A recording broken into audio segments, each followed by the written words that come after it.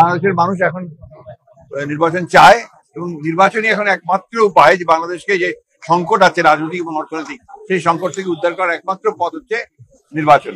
আমরা খুব পরিষ্কার করে তো বলেছি যে আমরা পিয়ার পদ্ধতি কোনো মতে মেনে নেবো না, কারণ পিয়ার পদ্ধতি এই দেশের মানুষ ইউজ না, তারা বোঝেও না, তারা ঠিক মতো জানেও না।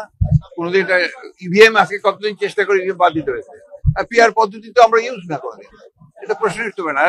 দ্যাটস নট অ্যাডাল্ট ফ্র্যাঞ্চাইজ, মানে ডাইরেক্ট যে গণতন্ত্রের যে অধিকার আমার, সেই অধিকারটা তো সেখানে বিঘ্নিত হয়।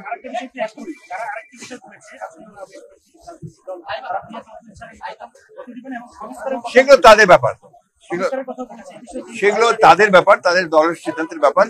বাংলাদেশের মানুষ এখন নির্বাচন চায় এবং নির্বাচনই এখন একমাত্র উপায় যে বাংলাদেশকে যে সংকট আছে রাজনৈতিক এবং অর্থনৈতিক সেই সংকট থেকে উদ্ধার করার একমাত্র পথ হচ্ছে নির্বাচন, এবং সেটা একটা অবাধ সুষ্ঠু নির্বাচন। একটা বিষয় হচ্ছে যে নির্বাচনে যে পিআর নিয়ে কথা বলছে, হতে দিবে না, সব মিলে এটাকে বিএনপির তরফ থেকে কিভাবে দেখছেন? এটা কি আসলে কোনো রাজনৈতিক ষড়যন্ত্র কিনা? বা আমি তো সেটা আপনাকে আগেও বলেছি যে এটা আমরা বিশ্বাস করি যে আপনার পিআর পদ্ধতিতে জনগণের যে অধিকার সেটা পুরোপুরি ভাবে আপনার প্রয়োগ করা হবে না, এবং সে জানে বুঝবেও না যে সে কাকে আপনার ভোট দিচ্ছে না দিচ্ছে।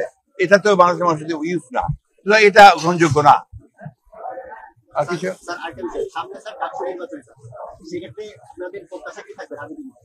সুষ্ঠু আপনার নির্বাচন হবে এবং ছাত্র সংসদের নির্বাচন অবাধ ভাবে হয়, এটা সকলেরই কাম্য। তবে ছাত্রদের ব্যাপার, ছাত্রই ভালো।